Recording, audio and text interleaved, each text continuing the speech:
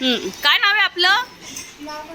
का बरं तुम्ही इथे कामाला आहे ना? तुम्हाला सरकारने इथे कामाला ठेवलेलं आहे ना? पहिली गोष्ट मॅडम, प्रकरण तुमचं नाहीये. प्रकरण माझंच आहे असंच समजा. नाही, तुम्ही असं बोलू शकत नाही. फाईल आमच्याकडे नाहीये. तुम्ही काय सांगणार आहात? 3 महिने झाले त्या महिलेला, त्या वेड्यासारख्या कॉल करतायत तुम्हाला. तुम्हाला इथं सरकारने काय म्हणून नियुक्त केलेलं आहे? नागरिकांना वेड्यात काढण्यासाठी नियुक्त केलेलं आहे का? वेड्यात काढलंय का त्यांना? मग तुम्ही काय म्हणताय त्यांना? ऑफिसला त्यांनी किती वेळा फोन केला? तुम्ही उद्धट बोलता त्याच्याशी. मी मॅडम सर्व प्रकरण आमचेच आहे तुमच्या मॅडम. मी पत्रकार आहे. तुम्ही मला नाही म्हणू शकत नाही. मला इथे राईट्स आहे.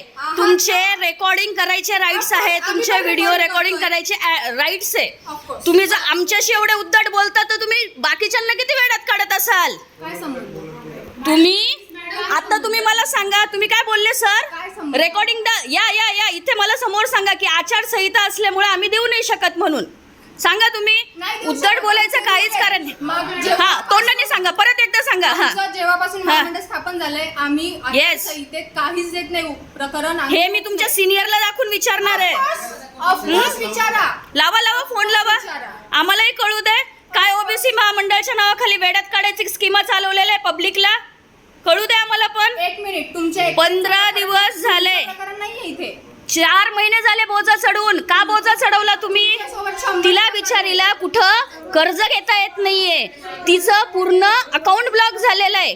4 महिन्यापूर्वी तुम्ही बोजा चढवून घेतला आणि पैसे देत नाहीये. 1 मिनिट. हा. आचारसंहितेत नाही होत. हा हो. रूल आहे. आचारसंहितेच्या 15 दिवस अगोदर तिचं डॉक्युमेंट जमा आहे. पुढे बोला.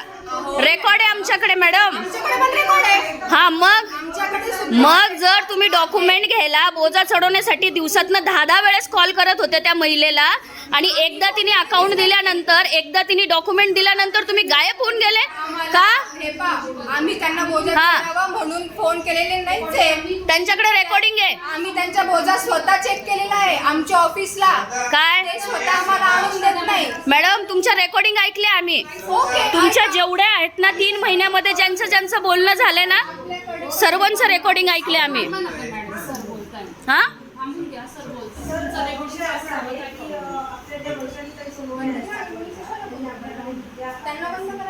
का बंद कराल? मी पत्रकार आहे, मला राईट्स आहे. मी नाही बंद करणार. मला नाही सांगायचं तुम्ही बंद करायला. इथे तुमचं हे सार्वजनिक प्राधिकरणाअंतर्गत आहे आणि तुम्ही हा बोलू शकत नाही की तुम्ही तर रेकॉर्डिंग करू नका म्हणून. तुमच्या सिनियरला विचारून घ्या.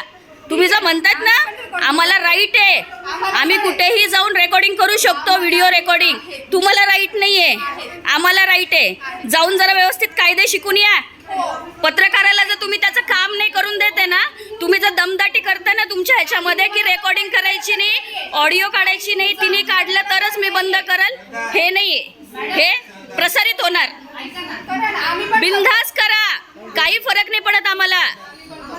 एकच प्रकरण बाहेर आले, अजून 10 प्रकरण बाहेर काढतो आम्ही तुमच्या घोटाळ्यांचे. मग सर, पण आपल्या ह्याच्यावरची आपल्या ह्याच्याशी आपला जो काय आपला हे आहे मुद्दाम करू राहिले ते. सरकार म्हणते ते वैशाली सोनाने जातात महिला गोळा करून आणल्या म्हणजे काय बोलायची पद्धत आहे, गोळा करून आणल्या समजायला सांगू शकता. हा, अहो तुमचं एकाचं प्रकरण बाहेर आलं, अजून येऊ दे ना मीडियामध्ये. किती जणांना वेड्यात काढले 5-6 महिन्यापासून, वर्षभरापासून, कळू दे ना. ओबीसी महामंडळ स्थापन कशासाठी करण्यात आलेलं आहे आणि हे करू काय राहिले?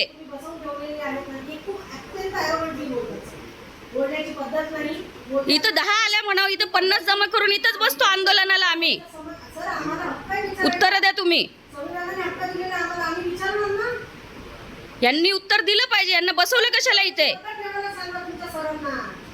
हे जे बसवले नाही का तुम्ही, यांना सांगा महिला ओळखून आले म्हणजे काय सरासर आम्हाला बोलताना पद्धतशीर बोलायची हे माहित नाही त्यांना, काही नाही उद्धटपणाने बोलायचं. तुम्ही इकडे जा तिकडे जा, ही कोणती पद्धत आली सर? पैशाने सोडली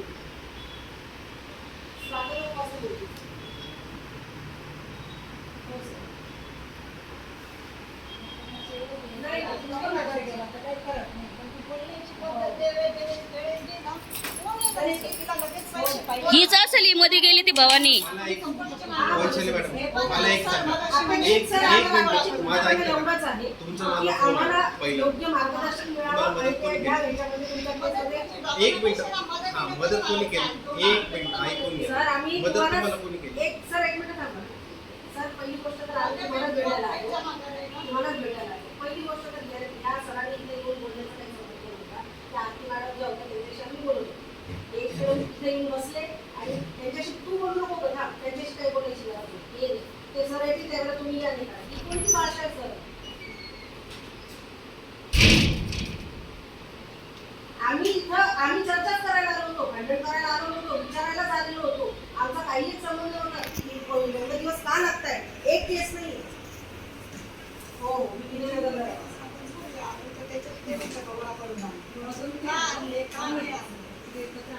प्लीज सर थोडंसं यांचं बोलण्याचं टोन चेंज करा. लवकर मिळा ना.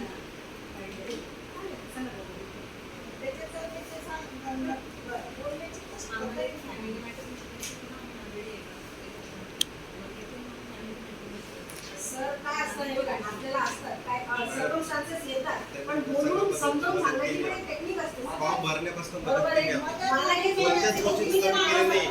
आम्हाला मदत करायची हे बरोबर आहे. फॉर्म भरायचं नाही. तुम्ही जर आम्हाला तुमच्या त्यांनी भाषेत बोललं. भाषा तुम्ही आम्हाला जर असा फॉर्म इन्फॉर्मेशन लावा, त्या बरोबर दिवशी ते घेऊन आले ना, पहिले ते घेऊन आले नाही, ते दुसऱ्या खूप प्रकरण आहे. त्यांची वाचत वगैरे कसं कसं ते फॉर्म भरून त्यांना त्यांनी काही व्यवस्थित सांगितलं नाही. डॉक्युमेंटची इव्हन तुमच्या गावातले किती ताई अजून?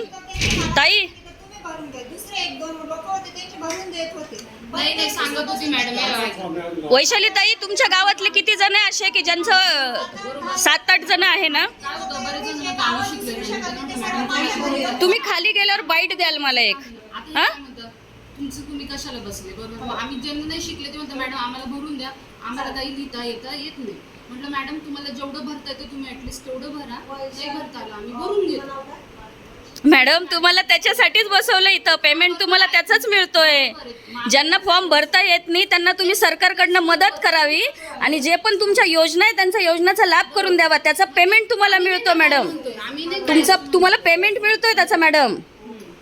तुम्ही मदत करताय म्हणजे तुम्हाला त्याच्यासाठी बसवलं इथे. हे बघा आम्ही त्याच्यासाठीच बसलोय. बरं आम्ही काय म्हणत नाही आम्ही का उद्धट उत्तरं द्यायसाठी बसलोय, पण असं समोरचा पण जेव्हा येतो ना तर त्यांनी पण त्याचं थोडंसं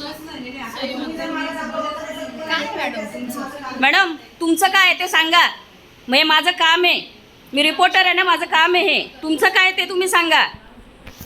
तुम्ही एवढ्या ॲटिट्यूडने आमच्याशी वागता, तुम्ही पब्लिकशी काय वागत असाल हो? त्यांचं प्रकरण आहे आमच्याकडे. मॅडम त्यांनीच बोलवलेलं आहे मला. तेव्हा तेच सांगतेय. त्यांनीच बोलवलेलं आणि तुम्ही आम्हाला नाही म्हणू शकत नाही.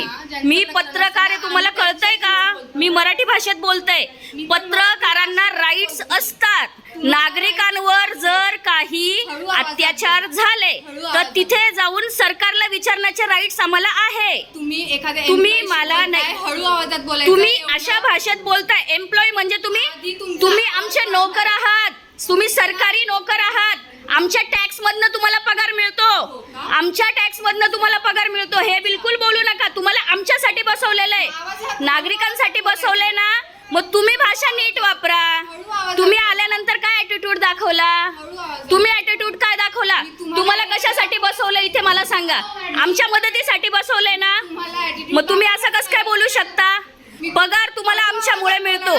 तुम्ही पब्लिक साठी इथं बसलेले आहात एवढं लक्षात ठेवा. फॉर्म भरला तुम्हाला त्याच्यासाठी तर अपॉइंट केलंय. ओ मॅडम फॉर्म भरला म्हणजे तुम्हाला पैसे मिळताय त्याचे. तुम्हाला इथे अपॉइंट कशासाठी केलंय?